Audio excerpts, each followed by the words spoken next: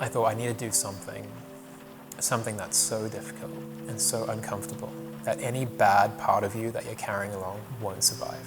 Let those bad habits and everything just burn away.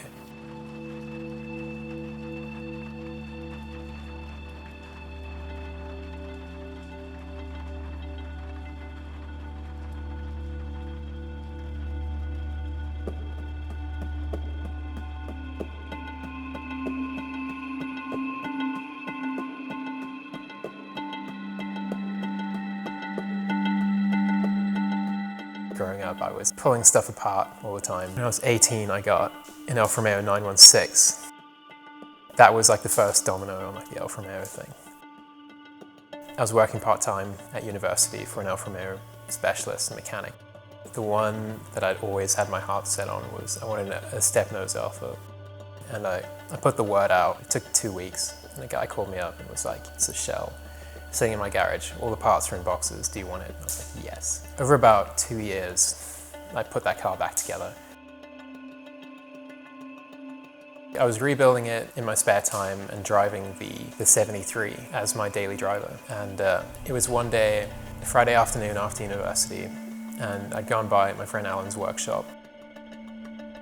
And they were struggling with like a big diesel SUV at the time that was giving them like a lot of trouble. And they were like, I would never drive up through Africa in a big SUV like this, because if it goes wrong, you're just left stranded. And Alan made this throwaway comment. He was like, if I had to drive up through Africa, you know, like head to England right now, I would take that little red Giulia TI, which was his, like sitting in the corner.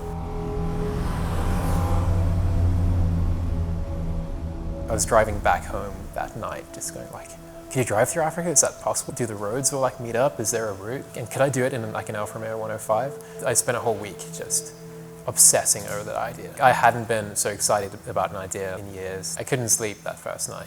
I was just on Google Maps and Google Earth looking at the route and trying to work it out, and looking for blogs of people who'd done it. It was just like the best idea. I was always a bad student. And I just thought like, I really want to do something difficult. I want to cut my teeth on something. I needed a challenge. And that sounded like a really good way to do it.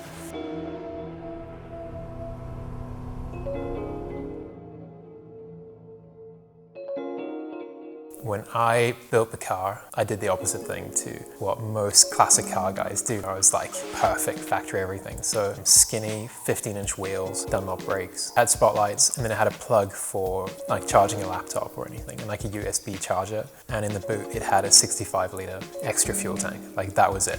And apart from that, it was just stock. I wanted to prove this thing of that you could do it in a factory spec car. I knew that if I didn't do it, it would be something that for the rest of my life, it would be this huge what if. And I knew I had to do it alone, like a real journey of self-discovery, really. And you have to rely on yourself completely.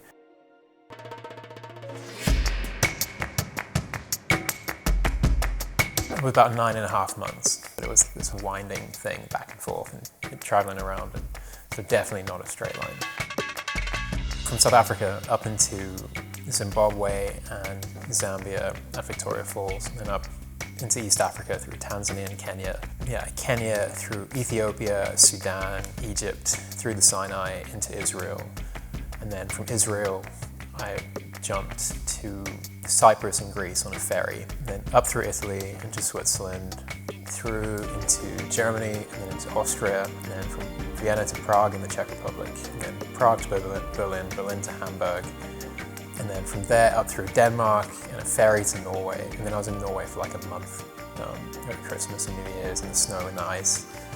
From Norway it was down through Sweden, back to Denmark, back to Germany, to the Netherlands, Belgium, France, ferry to Ireland, and then, which is where the trip officially ended, but I stayed in Ireland for a few weeks and then went over. Yeah, 25 countries and 22,000 miles.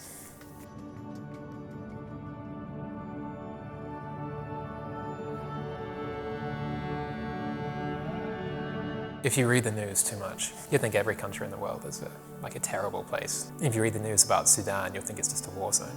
And I met the most incredibly generous and helpful, kind people there. People are generally good.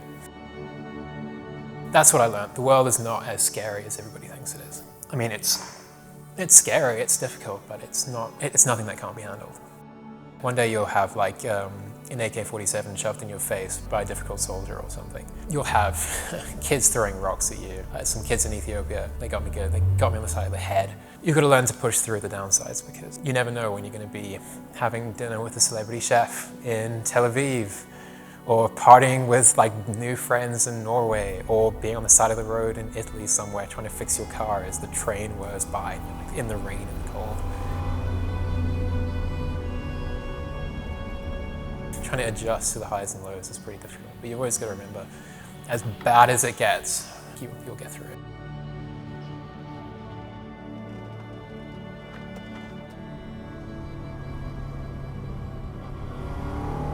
I live on like the tip of this huge continent. I knew nothing about it. It's so big, it's so varied. There's something about like the freedom you feel, especially when you're in East Africa, like Kenya and Tanzania. I think you really form a bond with the car when you're in the middle of somewhere pretty dangerous. Like where I was, if the car broke down, that's it. Good luck getting to a water source before you die of thirst, because it's like 45 degrees and it's 300 kilometers to the next town. You've got to rely on your car, like it's a life and death thing. And when you've relied on a car like that, you have this incredible bond with it.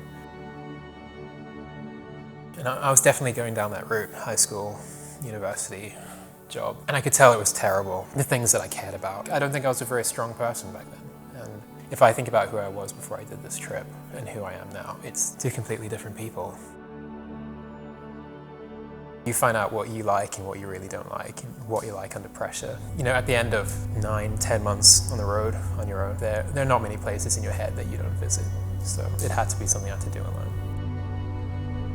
And I've been back here for about a year.